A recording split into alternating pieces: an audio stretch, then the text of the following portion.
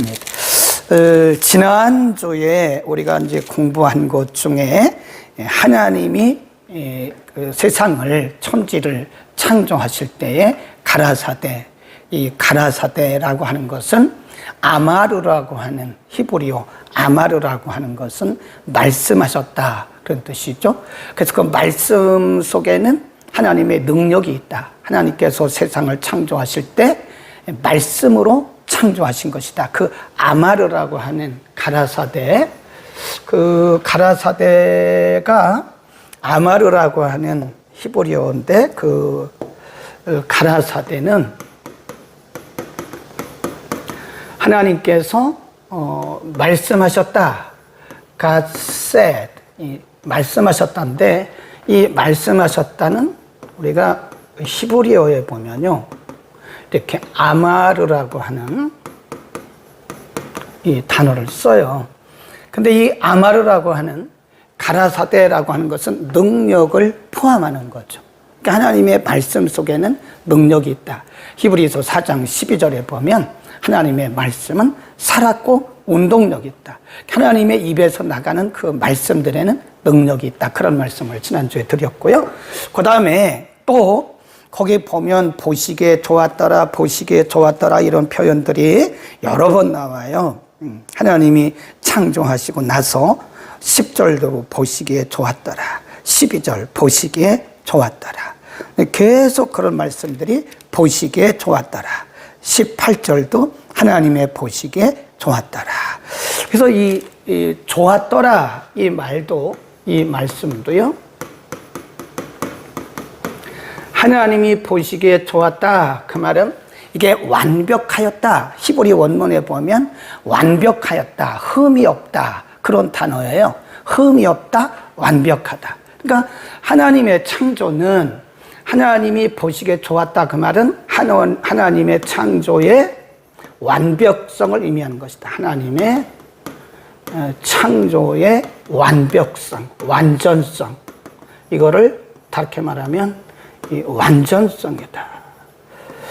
하나님께서 이 세상을 만드실 때는 그 하나님의 의도와 목적이, 그 창세기 뿐만 아니라 모든 성경 속에서 말씀하고 있는 것이 뭐냐면, 모든 창조물 속에는 하나님의 완벽한 하나님의 계획과 의도가 들어있다는 거죠. 그래서 이 세상에는 우연이 없어요. 창조론을 믿는 사람들에게 있어서 우연이라는 것은 없습니다. 하나님께서 이 세상을 창조하실 때 완벽한 그분의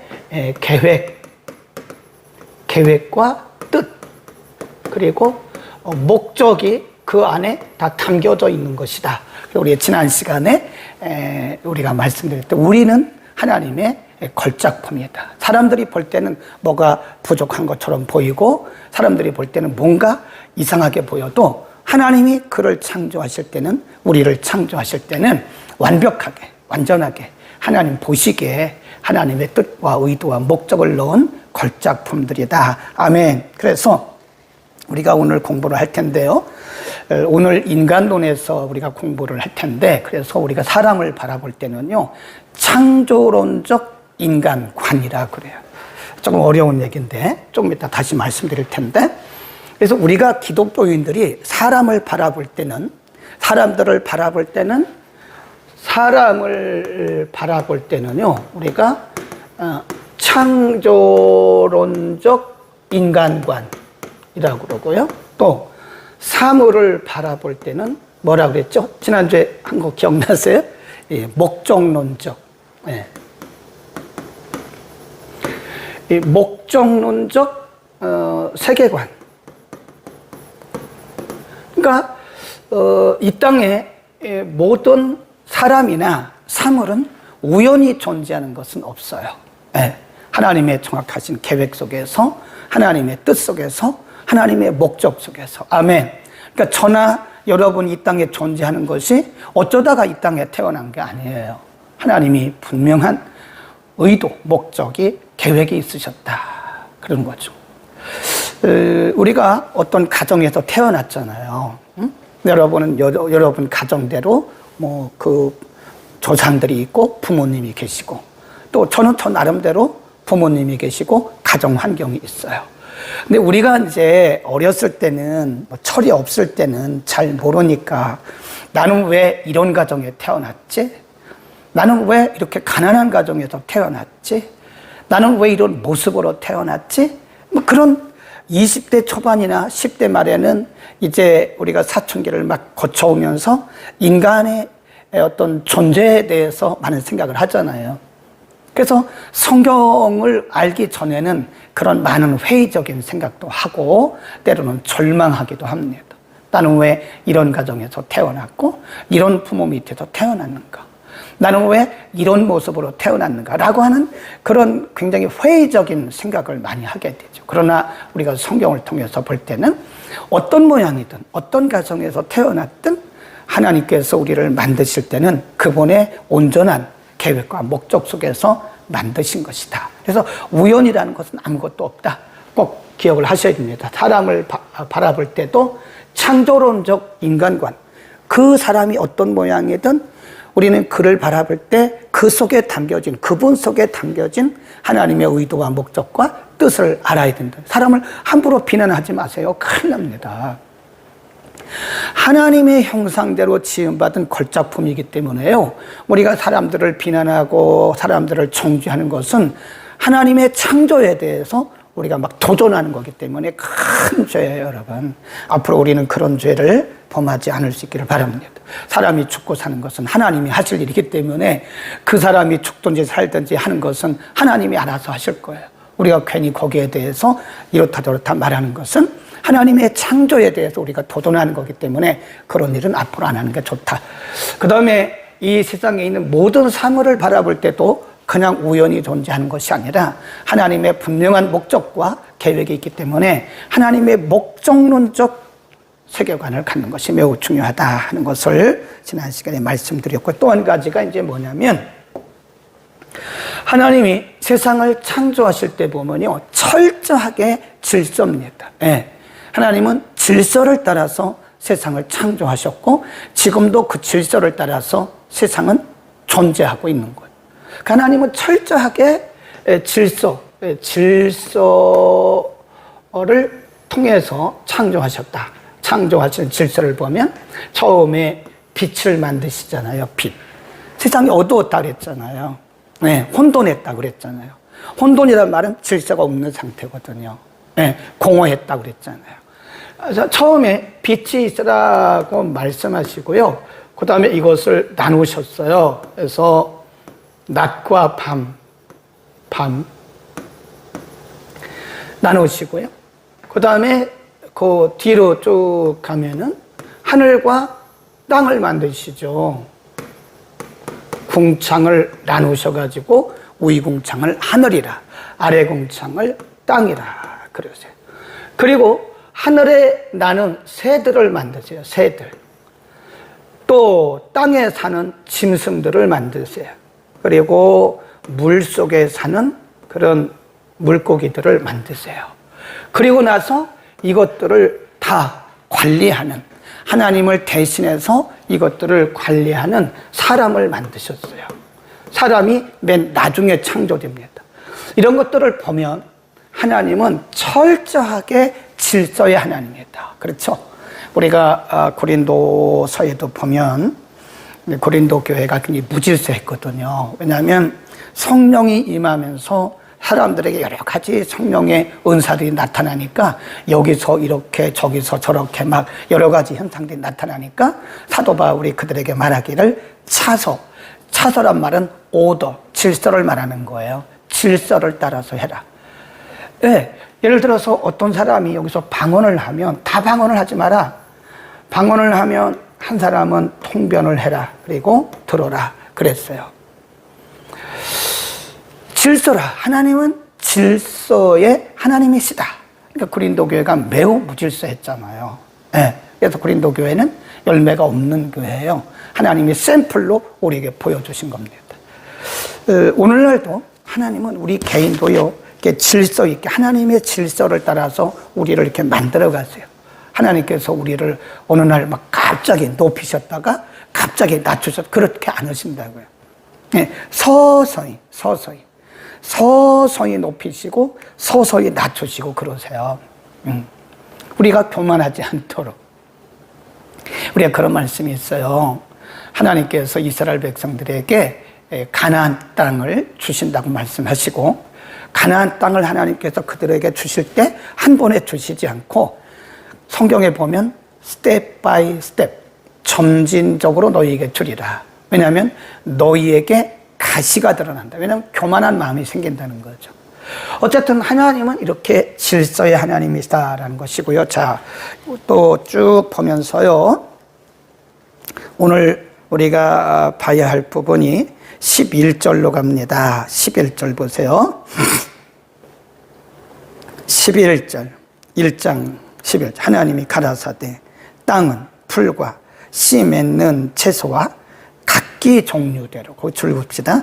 각기 종류대로 씨가 진 열매 맺는 과목을 내라 하심에 그대로 되어 12절. 땅이 풀과 각기 종류대로 씨 맺는 채소와 각기 종류대로 씨가 진 열매를 맺는 나무를 내니 하나님이 보시기에 좋았더라. 그래, 또 넘어갑니다. 쭉 내려갑니다. 21절로 갑니다. 20절부터 볼까요? 하나님이 가라사대 물들은 생물로 번성케 하라. 땅 위의 하늘의 궁창에는 새가 나르라 하시고, 하나님이 큰 물고기와 물에서 번성하여 움직이는 모든 생물을 종류대로, 그 종류대로. 히브리어에서 그라고 하는 정관사는 이 굉장히 중요합니다. 하라고 그러는데요. 그 종류대로. 네. 각각 그 말이야. 각각. 새는 새. 새 중에서도 참새면 참새. 그 참새. 갈매기면 갈매기. 뭐 이렇게 독수리면 독수리. 그 종류대로. 그런 말씀이에요. 그 다음. 그 종류대로 날개 있는 모든 새를 그 종류대로 창조하시니 그랬습니다. 그 다음에 25절에 가보면 더 분명하게 말씀하는 게 있어요. 하나님이 땅의 짐승을 그 종류대로, 육축을 그 종류대로, 땅에 기는 모든 것을 그 종류대로 만드시니 하나님 보시기에 좋았더라. 그 종류대로, 그 종류대로, 그 종류대로. 그 종류대로예요. 그래서 굉장히 중요합니다. 하나님의 창조는 철저하게 창조예요. 창조. 창조는 창조다. 이상한 말 같지만 그게 아닙니다. 오늘날 그 다윈을 비롯해서 많은 과학자들이 그 진화론을 주장했잖아요. 진화론. 그래서 사람이라는 것은 처음부터 사람이 아니었다. 이렇게. 그러니까 처음으로 거슬러 올라가면 아메바라고 하는 아주 작은 그 세균 같은 아메바, 세균 같은 아주 작은 아메바가 시간이 흘러가면서 서서히 이렇게 진화가 되는 거예요. 진화의 과정을 거치면서 이제 꼬리가 하나씩 잘라지고, 그 다음에 직립보행하는 그 원숭이 같은 그런 사람하고 아주 닮았잖아요. 그래서 그것이 서서히 해가지고 나중에는 이런 사람의 모습이 됐다. 아니죠. 성경이 뭐라고 그래요? 그럴 것 같으면 성경이 왜 그 종류대로 왜 말씀하냐? 새는 새로 만드신 거예요. 사람은 사람으로 만드신 거고요. 짐승은 짐승대로. 짐승의 종류에도 여러 가지 수많은 종류들이 있잖아요. 응? 그 짐승은 그 짐승대로 하나님이 처음부터 그렇게 만드신 거지, 이것이 절대로 진화된 게 아니다. 여러분 자녀들, 혹시 여러분의 그 손자, 손녀들이 이런 과학책을 가지고 와서 진화론을 얘기하면요, 성경을 가르쳐 주세요. 성경을 봐라. 하나님이 태초에 만드실 때 새는 새대로, 그리고 새의 종류에 또 여러 가지가 있는데 그 종류대로 만드신 거다. 짐승도 그 종류대로 하나님 만드신 거다. 아멘. 분명히 가르쳐 주세요. 그 종류대로 하는 단어가 1장에 봐도 여러 번 나와요. 여러 번. 네. 새도, 공중을 나는 새도 그 종류대로. 네. 물에서 살아가는 그 물고기들도 그 종류대로. 땅에서 살아가는 짐승들도 그 종류대로 하나님의 말씀에 명령에 의해서 그 종류대로 존재하게 된 것이다 하는 것입니다. 분명히 우리가 알아야 되고요. 진화론 같은 것은 이건 절대적으로 허구입니다. 허구. 이건 허구다. 허구. 허구란 말은 허상이다. 과학자들이 머리가 좋아가지고 뭘 하는 것 같지만 사실은 그들은 스스로 속는 겁니다. 만일 그들이 성경을 한 번이라도 읽어보면 그런 얘기를 안 할 거예요. 다행히 우리나라에도요 참 그 믿음 좋은 과학자들이 모인 데 있어요. 그게 뭐냐면 이 창조과학회. 이 창조과학회라고 하는 믿음 좋은 크리스찬 과학자들이 모인 그런 모임이 있습니다. 여기 초대 회장이 지금 천국 가신 김영길 박사님이었던 것 같아요. 그래서 많은 제자들을 배출했어요. 또 지금도 그렇게 뭐 활발하게 활동은 안 하지만 여전히 지금도 이분들에 의해서 진화론과 함께 외로운 싸움을 하고 있는 겁니다. 우리는 철저하게 하나님의 절대적 창조론이지 진화론은 허상이다라는 것을 분명히 가르쳐 줘야 됩니다. 그 다음에 쭉 나아갑니다. 그렇게 해서 이제 하나님의 창조는 원래부터 그 종류대로 만드신 것이었다라고 하는 것이고요. 14절로 갑니다. 하나님이 가라사대 하늘의 궁창에는 광명이 있어 주야를 나누게 하라. 또 그 광명으로 하여 징조, 사시란 말은 사계절, 일자, 날짜, 연한, 연 그 말입니다. 그 광명으로 이 두 광명으로 그 말이죠. 15절 그 광명이 하늘의 궁창에 있어 땅에 비치게 하시고 그대로 되니라. 하나님이 그 두 큰 광명을 만드사 그 큰 광명으로 낮을 주관하게 하시고 작은 광명으로 밤을 주관하게 하시며 또 별들을 만드셨다. 그러니까 해, 달, 별을 만드셨는데 그 네 번째 날이죠. 해, 달, 별, 해, 큰 광명. 광명이란 말은 빛이라는 얘기죠. 큰 빛, 달, 작은 광명. 작은 광명, 작은 빛 그런 얘기죠. 그 다음에 별들, 여기는 이제 복수입니다. 수많은 별들, 갤럭시, 은하계 만드셨어요. 근데 해로는 낮을 주관하라 라고 말씀하셨고 달을 가지고는 이 밤을 주관하라고 말씀하셨어요. 여기서 보면요, 일자, 사시, 사계절, 그 다음에 연한이 이루라. 일자, 그러니까 하루를 얘기하는 거예요.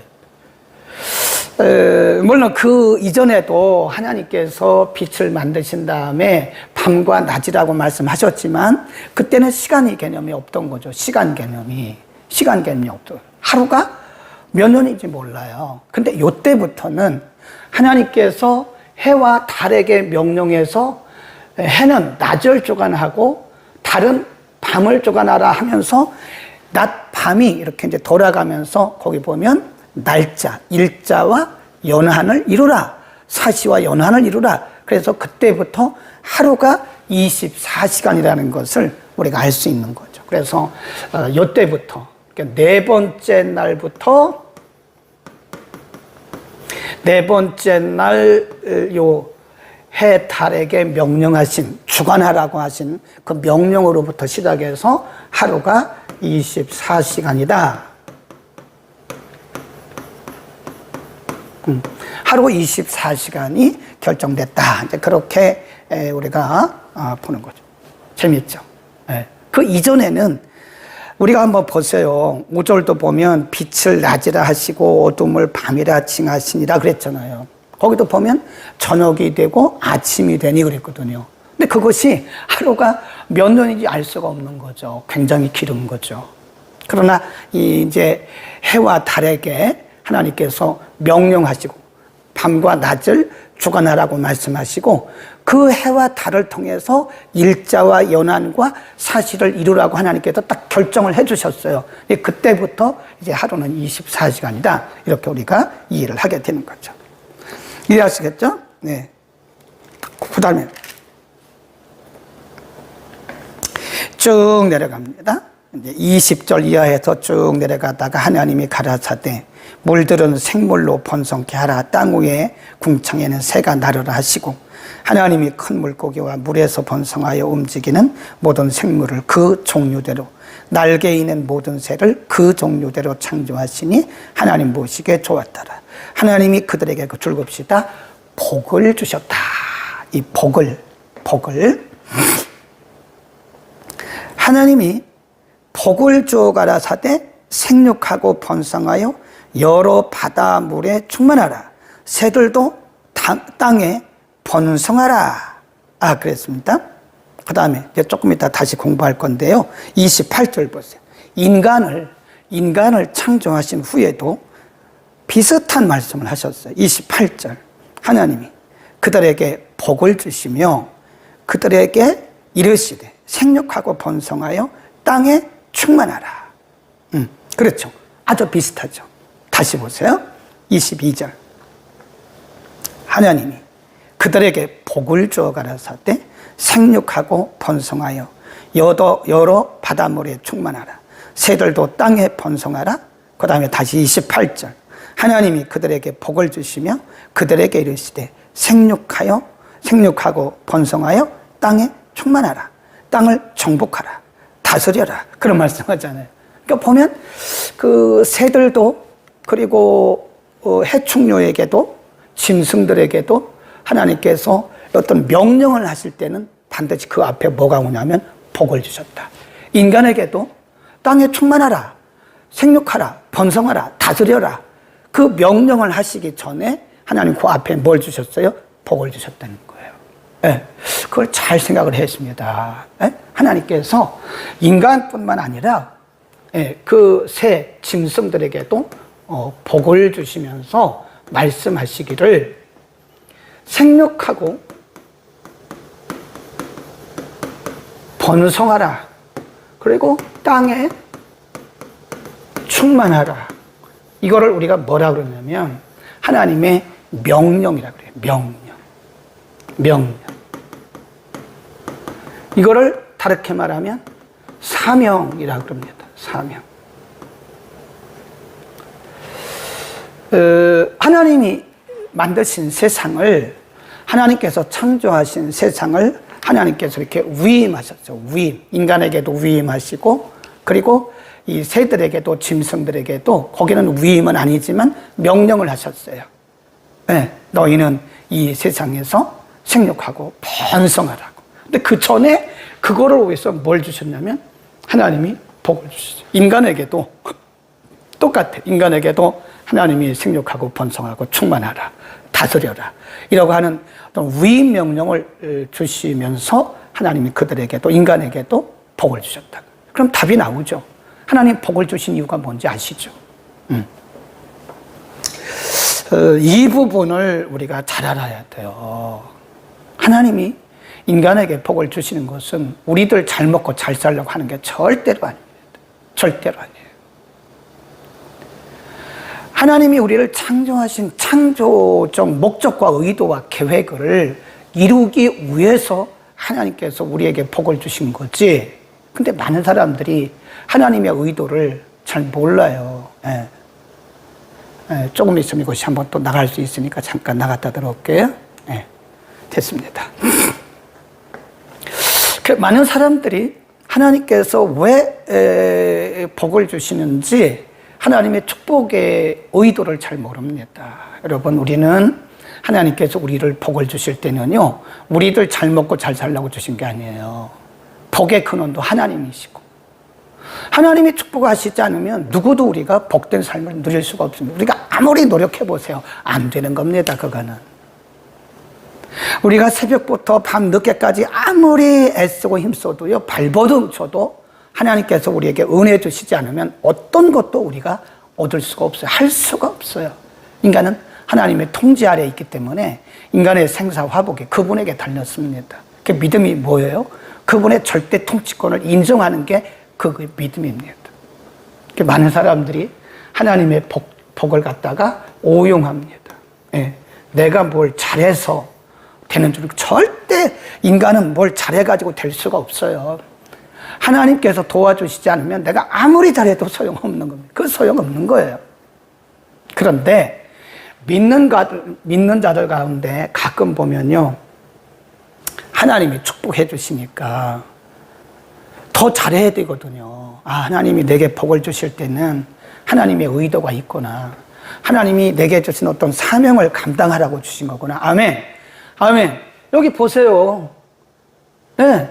인간에게도, 심지어는 짐승에게도 하나님의 그 창조 목적을 이루기 위한 사명을 감당하라고 하나님 복을 주신 거지. 그렇죠? 근데 하나님이 복을 주시니까 그 복이 자기가 잘해서 그런 줄 알고 하나님 멀리하고. 그래서요, 정말 거룩한 그리고 경건한 하나님의 사람들은요, 하나님이 우리에게 복 주실 때 긴장해야 돼요. 하나님 왜 나를 복 주시지? 하나님 왜 나를 높여주시지? 하나님께서 왜 나를 많은 사람들보다 더 특별한 은혜를 주시지? 그건 내가 특별해서 그런 게 아니에요. 자기 자랑하지 말라고요. 우리가 뭘 자랑할 게 뭐가 있어요? 다 하나님의 은혜지. 아멘. 다 하나님의 은혜지. 1부터 100까지, 처음부터 끝까지 다 하나님의 은혜지. 우리가 뭐 잘난 게 뭐가 있어요? 우리가 잘한 게 뭐가 있어요? 아닙니다. 근데 믿음이 없어지면 자꾸 내 의를 주장하게 되는 거예요. 내가 뭘 해서 그런 줄 알고. 아니에요. 아니에요. 절대로 아닙니다. 하나님이 우리를 축복하실 때 우리는 반드시 알아야 돼요. 하나님의 의도가 뭐지. 더 긴장해야 되는 거예요. 근데 그걸 모르더라니까요. 그러니까 하나님이 우리를 복 주실 때, 하나님께서 우리에게 복 주실 때는요, 정말 하나님 앞에 긴장해야 돼요. 그리고 하나님 앞에 기도해야 돼요. 기도. 하나님, 뭘 알기 위해서 기도해야 돼요? 하나님께서 복을 주신 의도와 하나님의 복을 주신 목적이 무엇입니까? 하나님, 뭘 하라고 복을 주셨나요? 라고 하나님 앞에 기도해야 돼요. 하나님, 저는 잘 모르겠는데요. 제가 뭐 잘한 것도 없고, 그런데 하나님 이렇게 복을 주셨는데 하나님 의도가 무엇인지요? 하나님 알려주십시오. 그렇게 기도해야 된다니까요. 근데 우리가 되지 못하게 하나님께서 은혜를 주시니까 하나님 더 멀리하고, 예배 소홀히 하고, 기도 안 하고, 자기가 뭐 잘해서 되는 줄 알고 교만하고, 반드시 망해요. 그런 사람들은 조금 가다가 반드시 무너집니다. 그게 바벨탑이에요. 바벨탑. 현대판 바벨탑을 쌓지 말자고요. 아멘. 하나님의 복. 하나님의 복에는 하나님의 의도와 목적이 있다. 아멘, 아멘. 반드시 기억하셔야 됩니다. 그 다음 쭉 내려갑니다. 26절입니다. 26절, 이제 인간 창조예요. 인간 창조에 대해서는 1장 26절 이해하고, 그 다음에 2장에서 한 번 더 이렇게 반복을 해서 설명을 해 주십니다. 2장 6절 이하에서 2장 6절, 7절 이하에 쭉 9절까지 다시 말씀을 해 주시는데, 우선 1장 26절을 먼저 봅니다. 하나님이 가라사대 우리의 형상대로, 우리의 모양대로, 우리의 형상을 따라 우리의 모양대로 우리가 사람을 만들고 그로 바다의 고기와 공중의 새와 육축과 온 땅과 땅에 기는 모든 것을 다스리게 하자. 여기서 이제 나오는 우리가 우리의 형상을 따라 우리의 모양대로 우리가 사람을 만들자. 우리라고 하는 것을 3번 사용을 해요. 우리의 형상을 따라 우리의 모양대로 우리가 사람을 만들자. 그러니까 이제 여기에 대해서 우리 한국의 뭐 100% 다 그런 건 아니지만 제가 볼 때 70%, 80%의 목회자들이 우리라고 하는 이 단어를요, 성부, 성자, 성령 삼위일체로 보는 경우가 많아요. 그래서 우리라고 하는 것은 복수다. 그래서 성부, 성자, 성령. 여기 아멘 하시면 안 됩니다. 벌써 아멘 하신 분이 계시나요? 여기 아멘 하시면 안 된다. 우리 한국의 전통적인 해석이 그렇다는 거예요. 전통적인 해석이. 뭐 그럴 수도 있습니다. 예, 그래서 하나님은 태초부터 성부, 성자, 성령 삼위일체 하나님이다. 예. 삼위일체 하나님이시다. 그 성부와 성자와 성령이 세상을 만드시고 특별히 인간을 창조하실 때 함께 하셨다. 뭐 그렇게 해석해도 뭐 은혜는 됩니다. 은혜는 돼요. 네. 그런데 이런 경우는요, 그래서 우리가 신학을 하는 분들은, 목회자들은, 설교를 준비하는 목회자들은요, 말씀을 전달하는 목회자들은 그래서 원어를 공부해야 돼요. 원어를. 히브리어, 헬라어를 반드시 공부해야 돼요. 그래서 우리가 신학교에 가면요, 가장 어려운 과목 중에 하나가 원어 성경입니다. 원어 문법. 4년 동안 배워요. 4년 동안. 1학년 때부터 4학년 때까지 계속해서 히브리어 문법, 상, 중, 하, 초급, 중급, 고급 이렇게 4년 동안 배워요. 그래도 몰라요. 네. 헬라어도 맞죠. 헬라어도 적어도 2, 3년은 배워야 돼요. 네. 그리고 나서 나중에 이제 목회 현장에 가서 그동안 배웠던, 신학교에서 배웠던 그 문법을 가지고 스스로가 그것을 기도하면서 해석해 나가야 되는 거죠. 스스로 개척해야 되는 거죠. 그래서 제가 창세기를 쭉 이제 원문으로 보는 거예요. 뭐 그렇다고 해서 제가 원문을 줄줄줄줄 그렇게 해석하는 건 아니에요. 사전을 찾아가면서 이렇게 렉시콘, 지난주에 말씀드렸잖아요. 렉시콘이라고 하는 아주 중요한 이 분해 사전이 있습니다. 이거 참 구하기도 힘든 거예요. 제가 한 40년 전에 강효종 박사님에게 이것을 샀어요. 그다는 것이 10,000원 주고. 근데 이것이 그렇게 소중하게 쓰일 줄은 몰랐어요. 네. 우연이 아니겠죠. 그 렉시콘을 찾아보면 우리라고 하는 이 단어가 어떻게 해석이 되고 문법적으로 어떻게 해석을 해야 되는지에 대해서 굉장히 많이 그리고 자세하게 나열을 쭉 해놨습니다. 물론 다 영어로 되어 있죠. 응? 영어로 설명이 쭉 되어 있습니다. 그래서 이때 하나님, 그때 사용되어진 하나님이 뭐냐면 그때 사용되어진 창세기에 주로 많이 등장하는 하나님의 이름이 엘로힘입니다. 시편에 나오는 하나님의 이름은 아도나이. 그리고 출애굽기, 레위기, 신명기에 나오는 그 하나님은 야훼. 다 다르다니까요. 우리말 성경은 다 하나님이라고 이렇게 번역을 했고 영어 성경도 보면 다 갓이라고 번역을 했지만 원문을 보면 달라요. 그래서 우리가 깊이 공부를 해야 되는 것이다. 창세기에서 계속 거의 뭐 90% 이상이 사용되어진 하나님이라고 하는 단어는 엘로힘입니다. 제가 여러 번 여러분에게 써드렸어요. 이게 모음입니다. 이게 자음, 모음 이렇게 된 거예요. 이게 자음이에요. 그 다음에 이게 오라고 하는 모음입니다. 그 다음에 요거를 잘 보셔야 돼요. 이렇게 자음이 있고 이렇게 갑니다. 그래서 여기 보면 이거를 우리가 왜 알아야 되냐면 요거를 우리가 임이라고 발음해요. 임. 그러니까 보면 여기서부터 L 여기까지 하면 L 로 그다음에 이게 해가 H거든요. 히읗 발음이에요. 그래서 이거 I 이렇게 힘 이렇게 합니다. 그래서 히브리어에서 요렇게 나오는 요 문법은 뭘 상징하느냐? 이제 해석을 해보는 거죠. 문법적으로 해석을 해보는 거죠. 그게 복수입니다. 복수. 이게 임이라고 하는 것은 이게 이제 히브리의 문법적으로 복수 형태예요. 그래서 이거를 우리라고 번역을 한 거예요. 복수. 우리가 우리 형상대로, 우리의 모양을 따라 우리가 사람을 만들자. 그러니까 이게 복수 형태거든요. 엘로힘 그러니까 복수구나. 그러니까 이제 성경을 옮겨 쓰는 과정에서 그러면 우리라고 번역을 하자. 복수니까 내가 아니잖아요. 너도 아니잖아요. 그래서 우리라고 한 말이 여기서 나온 것 같다는 생각을 제가 하고요. 원어학자로서 그렇게 생각을 하고요.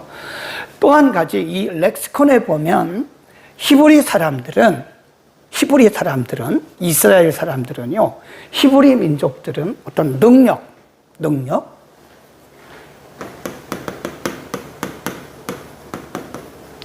능력을 표시할 때는 복수형을 쓴다 그럽니다. 능력을 표시할 때는 복수형을 쓴다. 네, 그런 거예요. 능력을 표시할 때는 능력을 이렇게 상징적으로 표현할 때는 복수형을 쓴다. 그래서 여기서 우리라고 하는 이 번역은 그냥 하나님이 이렇게 번역해. 능력의 하나님이 말씀하시기를 우리의 형상을 따라 우리의 모양대로 우리가 사람을 만들자. 이렇게 번역하는 것도 훨씬 좋다. 예. 그러니까 능력의 하나님이 앞에서부터 쭉 나왔잖아요. 지금 첫째 날, 둘째 날, 셋째 날, 넷째 날, 다섯째 날, 그리고 여섯째 날 이제 들어가는 거잖아요. 말씀으로 세상을 창조하신 그 능력의 하나님이 그 능력을 따라서 이제 우리가 우리의 형상대로, 우리의 모양대로 우리가 사람을 만들자 하는 그거예요. 이해하시겠죠? 그러니까 우리라고 하는 말도 이해는 하지만 이런 과정에서 이게 복수형이라고 하는 데서 이거를 오역을 했을 가능성도 크다. 복수로 오역을 번역을 하면서 우리라고 번역할 가능성도 크다. 그러나 이것을 영적으로 우리가 조금 더 깊이 생각해 보면 그것보다는 능력의 하나님께서 우리의 형상과 우리의 모양대로 우리가 사람을 만들자고 선언한 것이다. 아멘. 그렇게 보시면 되겠습니다. 확실하죠? 네. 이렇게 공부해야 되는 거예요. 성경은. 그 다음에 이제 우리가 해석해야 될 것이 반드시 짚고 넘어가야 할 것이 뭐냐면 우리의 26절입니다. 우리의 형상을 따라 우리의 모양대로 거기입니다. 형상과 모양. 우리의 형상을 따라 우리의 모양대로. 이게 다 뭐냐면요, 이미지입니다. 우리의 형상, 모양, likeness라고 그래요. 또는 이미지. 우리가 우리의 형상과 우리의 모양을 따라서 우리가 사람을 만들자. 그러니까 형상, 모양, 그러니까 언뜻 봐도 우리말로 봐도 그렇고 영어로 봐도 그렇고 이거 외적인 거구나. 우리의 형상, 하나님의 형상. 하나님이 영이신데요. 하나님이 형상이 있으시나요? 하나님이 영이신데 모양이 있으시나요? 그건 아니겠죠. 그러니까 외형을 말하는 게 아니라니까요. 하나님은 영이시기 때문에 외형이 없으세요. 그러니까 여기서 말씀한 우리의 형상을 따라 우리의 모양대로, 형상과 모양은 likeness나 이미지라고 하는 것은 외적인 것을 말하는 것이 아니라는 것을 먼저 아셔야 되고, 그러면 여기서 말씀한 형상과 그리고 모양은 뭐냐? 하나님의 성품입니다. 하나님의 성품.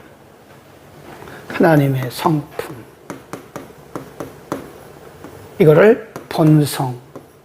하나님의 본성 그래요. nature.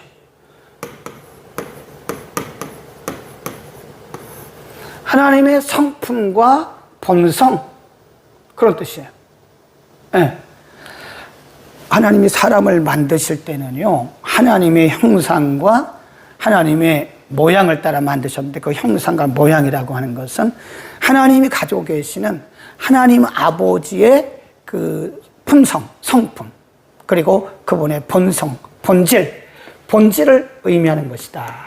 그래서 하나님의 본질과 성품을 따라서 인간을 만드셨어요. 그 인간 속에는 하나님께서 넣어주신 하나님의 성품들이 있습니다. 네. 하나님의 이 성품에는 여러 가지가 있는데요. 이거를 다르게 말하면 속성이라고도 합니다. 속성, attributus라고 해요. 이 속성에는 크게 신학적으로 두 가지가 있는데요. 하나는 비공유적 속성, 두 번째는 공유적 속성. 이 비공유적 속성이란 말은 말 그대로 하나님만 갖고 계시는 독특한, 인간에게는 없어요. 그게 뭘까요? 예를 들어서 무조건적 사랑. 일반적인 사랑은 공유적 속성입니다. 우리에게도 사랑의 마음이 있어요. 부모로서의 사랑, 스승으로서의 사랑. 보통 일반으로서의 사랑이 우리 속에 있습니다. 이거는 하나님이 넣어주신 공유적 속성이고요.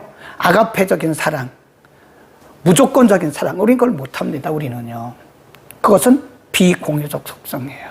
그렇듯이 하나님만 가지고 계시는 속성을 비공유적 속성, 우리에게도 넣어주신 속성, 그것이 공유적 속성인데 우리는 그거를 뭐라 그러냐면 도덕성이라고 그럽니다. 인간에게는 도덕성이 있어요. 부모를 잘 섬기고자 하는 그런 마음이 있죠. 도덕적 속성. 그거 있잖아요. 물론 그렇지 않은 아주 비인간적인 사람들도 있긴 하지만 보통은 자기 부모를 효도하고자 하는 그런 마음이 있어요. 아름다운 마음이 있어요. 그건 뭐냐? 하나님이 우리에게 넣어주신 도덕성이에요. 공유적 속성입니다. 그래서 우리가 착한 거지 뭐 사람이 근본적으로 착한 게 아니에요. 그런데 이런 하나님의 공유적 속성과 비공유적 속성을 우리에게 넣어주셔서 인간을 창조를 하셨는데요. 아담의 창조 이후에 아담이 범죄하고 나서요, 죄가 세상에 들어오잖아요. 이때까지는 사실은 인간이 죄가 없을 때라고요. 근데 3장에 가면 아담이 타락해요. 범죄해요. 그래서 이런 하나님께서 우리에게 넣어주셨던 공유적이고 비공유적인 속성들이 다 파괴가 돼요. 그래서 이걸 뭐라고 하냐면 하나님의 속성, 죄로 인해서 하나님의 속성의 파괴. 뭐가 파괴했어요? 죄. 아담으로부터 흘러온 죄가 우리 속에 넣어주신 그 아름다운 하나님의 공유적 속성들을 다 파괴했어요. 그리고 예수를 믿고 우리가 말씀과 성령 안에서 거듭나잖아요.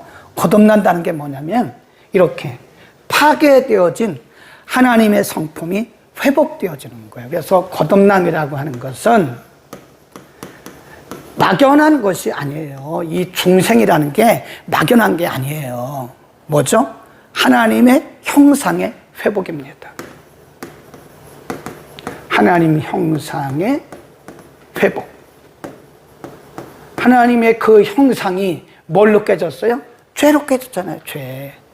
아담이 지은 그 죄 때문에 하나님의 형상이 깨어졌는데 이제 예수를 믿고 말씀과 성령을 통해서 우리 속에서 깨어졌던 하나님의 형상들이 회복이 되어져가는, 그게 하나님의 형상의 회복인데 이거를 우리가 다른 말로 거듭남, 중생이라 그럽니다.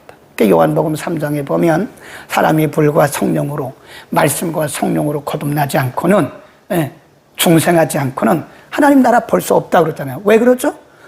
우리 속에 넣어주신 하나님 형상이 깨져서 그런 거예요. 깨져서 하나님 나라 갈 수도 없어요. 그래서 거듭나야 되는 거예요. 거듭남이란 것은 뭐예요? 하나님의 형상의 회복이다. 태초에 하나님께서 우리에게 넣어주셨던 그 거룩하고 고유한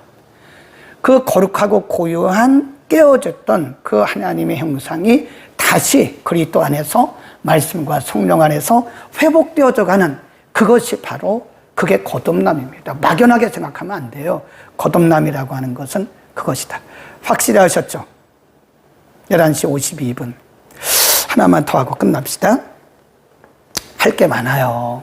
예, 진도 나가는 게 중요한 게 아니에요. 우리가 몰랐던 게 너무 많잖아요. 예. 그 다음에 28절로 갑니다. 27절부터 하나님이 자기 형상 곧 하나님의 형상대로 사람을 창조하시되 남자와 여자를 창조하셨다. 처음부터 남자는 남자고 여자는 여자예요. 처음부터. 그러니까 남자를 여자화한 것이나 여자를 남자화하는 것은 하나님의 창조에 대해서 굉장히 도전하는 거예요.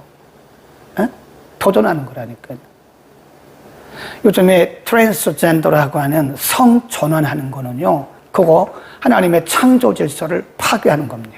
큰 죄예요. 트랜스젠더. 남자가 성전환을 해서 여자가 되고, 여자가 성전환을 해서 남자가 되고, 그건 있을 수가 없는 거예요. 하나님의 창조는 남자는 남자로, 여자는 여자로, 남자와 여자를 따로따로 구분해서 창조하신 거라고. 뒤에 다시 나오는데 하나님이 남자 아담을 잠들게 하시고 그의 갈비뼈를 빼서 여자를 만드시고 이샤, 여자라고 이름했다. 왜 그러냐면 남자의 갈비뼈에서 뺐기 때문이다. 남자를 이쉬라고 얘기하고 여자를 이샤라고 얘기를 합니다. 왜냐하면 남자에게서 나왔으니까. 남자는 남자고 여자는 여자다. 이 굉장히 중요한 겁니다. 남자와 여자를 창조하시고 하나님이 그들에게 복을 주시며 그들에게 이르시되 생육하고 번성하여 땅에 충만하라. 땅을 정복하라. 바다의 고기와 공중의 새와 땅에 움직이는 모든 것을 다스리라. 다스리라. 그런 말씀이 있어요. 거기 보세요. 4가지 명령이 있습니다. 생육하고 번성하라. 땅에 충만하라. 정복하라. 다스리라. 정확히 말하면 5가지죠. 생육하라, 번성하라, 충만하라, 정복하라, 다스리라. 예, 명령이에요. 하나님은 다른 짐승들과 다르죠. 다른 피조물과 다르죠. 다른 피조물들은 그냥 말씀으로 창조하셨지만 인간은 하나님의 형상대로 만드시고 나서 복을 주시고 그들에게 뭔가를 맡기셨어요. 근데 인간을 뭐라 그러냐? 인간은 하나님의 대리자다.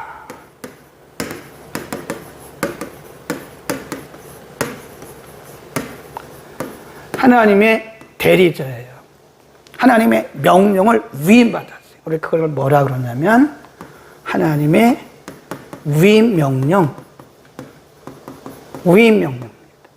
인간이 왜 소중하냐? 인간이 왜 소중하냐? 그것은 하나님이 창조하신 온 세상을 하나님께서 통치하시는데 그거를 우리에게 이렇게 위임해 주셨어요. 위임. 하나님의 대리자로서, 대리자로서의 위임을 받은 위임 명령자들, 위임 명령을 받은 자들이에요. 인간은 소중해요. 그러니까 지금 제가 성경을 가르치고 하는 거, 이거 제 일이 아닙니다. 하나님께서 저에게 위임해 주신 권위를 가지고 하는 거예요, 지금. 권위. 저는 하나님의 말씀의 전달자예요. 전달자입니다. 하나님의 말씀을 전달하는 전달자입니다. 듣고 안 듣고는 여러분이 하실 일이고 은혜를 받고 안 받고는 여러분이 하실 일이고 저는 여러분에게 당연히 하나님의 말씀을 가르치고 전달하는 전달자예요. 위임받은 자예요. 위임받은 자. 여러분도 마찬가지. 여러분이 자녀를 잘 양육하는 거예요. 거기 그랬잖아요. 다스려라. 정복하라. 충만하라. 자녀를 낳아서 자녀를 잘 양육하는 거 이거 사역이에요.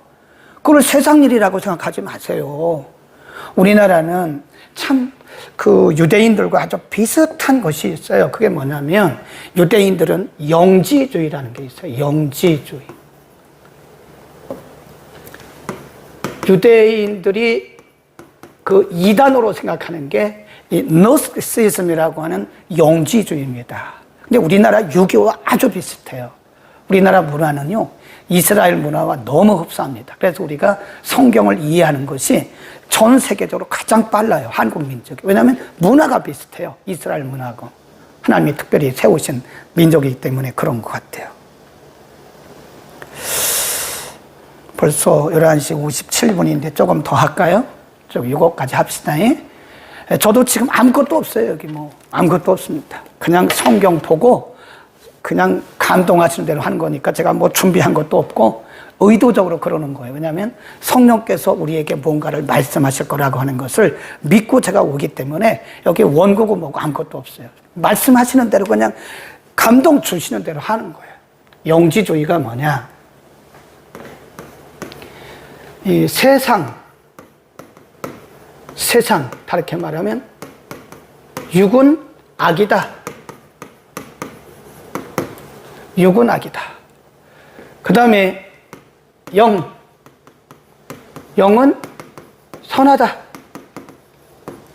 이게 딱 이분법적이에요. 이분법적. 이 사람들 결혼 안 합니다. 성생활도 안 합니다. 그런 건 육적인 것은 악하다는 거예요. 예. 우리나라도 보면요. 영지주의와 너무 흡사한 사상들이 교회에 많이 만연해 있어요. 예를 들어서 보자고요.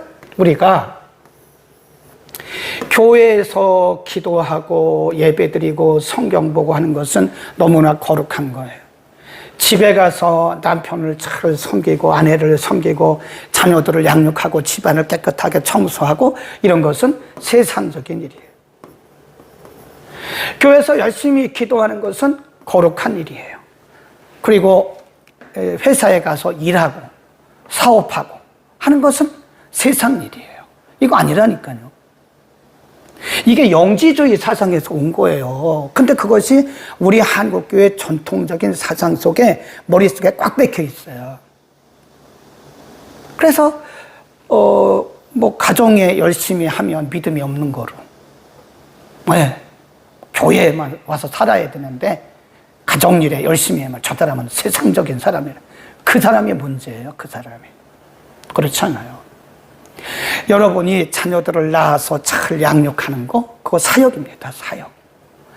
남편에게 성경이 있는 대로 남편을 잘 섬기고 또 맛있는 반찬을 해서 가족들을 잘 영양가 있게 먹이는 거 그거 사역이에요. 여러분 가정을 아름답게 깨끗하게 잘 치우고 가족들이 쾌적한 생활 속에서 살게 하는 거 그것도 사역입니다. 다 사역이에요. 여러분의 직장에 나가는 거 그거 세상 일이 아니에요. 사역입니다. 거기 가서 복음의 영향력을 끼쳐야 되는 거예요. 그러니까 우리가 다니는 회사의 사장님이 장로님이고 안수집사님이고 직원들이 자취집사님이면 좋다. 뭐 그런 것도 있지만 사실은 반대로 생각할 수도 있어요. 아니면 불신자들만 있는 회사에 들어가세요. 거기서 복음의 빛을 비추는 그게 사역입니다. 다 이루어진 곳에 가서 그냥 편하게 하는 것도 물론 좋지만 오히려 완전히 그 불모지 같은 복음의 불모지 같은 곳에 가서 복음의 영향력을 미쳐서 선한 영향력을 미쳐서 빛으로 소금으로 살아가는 거 그거 사역입니다. 그들이 나를 핍박한다고만 생각하지 말라니까요. 그래서 우리나라는요 그런 부분이 좀 위험해요. 예, 막 기도만 하는 것이 영적이다 그렇지 않아요. 저는 그렇게 보지 않습니다. 아무리 기도 많이 해도요 가정 잘 돌보지 않으면 그것은요 50점짜리예요. 가정을 잘 돌봐야 돼요. 목회자도 마찬가지라. 예, 목회자도 자기의 가정을 잘 돌보지 못하면 그건 목회의 50점 목회예요. 하나님 앞에 가서 혼난다니까요. 너는 가정 목회를 왜 그렇게 했냐. 그런 거라니까요. 그래서 영지주의 사상에 우리가 빠지면 안 된다. 너무 위험해요. 그래서 세상, 성, 그리고 이 속을 이렇게 나누어요. 성과 이 속을 나누는 이게 바로 영지주의고 성경적 사상이 아니라는 사실을 우리는 반드시 알아야 됩니다. 그래서 우리는 하나님께서 위임해 주신 우리는 대리인들이에요. 대리인들. 환경 보존해야 됩니다. 네. 교회가 기도하고 예배드리는 교회가 하나님의 통치를 인정하는 교회가 너무 일회용 많이 쓰면 안 돼요. 에? 환경 파괴하고 있는 거예요, 지금. 얼마나 언밸런스예요. 얼마나 모순된 신앙을 가지고 살아가냐고. 하나님 뭐라 그랬어요? 다스리라 그랬어요. 잘 다스리라고. 다스리란 말은 아름답게 잘 관리하라는 뜻이에요. 관리해야 돼. 우리가 지금 살고 있는 시대에 기후변화 때문에요. 온 세상이 난리예요. 왜 그럴까요? 우리가 환경 보존 안 했어요. 자연 보호 안 했습니다. 그래가지고 이 태양으로부터 우리에게 내려지는 오존층이 다 빵꾸가 났어요. 구멍이 뚫어졌어요. 오존층이 살아있어야 그 오존층이 우리를 직사광선으로부터 우리를 보호해 주거든요. 근데 우리가 쓰는 에어컨, 차량 에어컨, 이런 데 쓰는 에어컨, 이런 프라운 가스가 굉장히 위험한 주범이에요. 이런 가스들이 오존층을 다 구멍 뚫어놨어요. 그래가지고 지금 전 세계적으로 기후변화 때문에요. 지금 온도가 50도, 60도 막 올라갑니다. 우리나라만 그런 게 아니에요. 전 세계가 다 그래요. 네, 비가 엄청나게 내리고요. 네, 해수면이 상승되는 거예요. 그러니까 고기들이 죽어요, 다. 인간이 어떻게 살는지 모르겠어요. 그것은 우리가 이 시대에 하나님의 창조된 이 세계를 관리하라고, 잘 관리하라고 맡기셨는데 우리가 너무 자연 보호를 안 하는 거예요. 자연 보호하는 것이 그 세상적인 일이고 교회에서 나는 기도만 한다고. 얼마나 엉터리 같은 신앙인지 몰라요, 그게. 얼마나 그것이 모순적인 신앙인지 아세요? 기도했으면 나가서 실천을 해야죠. 자, 괜히 여러분만 혼냈습니다. 여러분에게 한 건 아니고 우리 모두가 들어야 할 얘기이기 때문에 좀 강력하게 이야기를 했습니다. 우리는 뭐라고요? 대리자입니다.